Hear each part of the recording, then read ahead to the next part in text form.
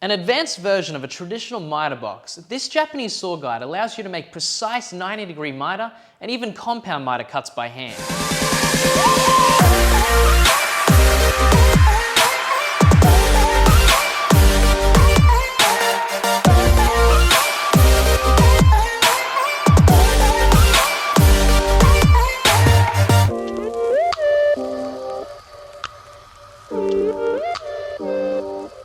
The kit includes an S265 Kataba saw with replaceable blade, inbuilt angle markings to help with working out your angles, long board fence and edge fence, hex key, and instructions. So how does it work? The saw guide is fully adjustable in both mitre angle and angle of inclination, allowing accurate cuts for all manner of complex joinery. It's simple to use, especially when you have multiple identical cuts to make.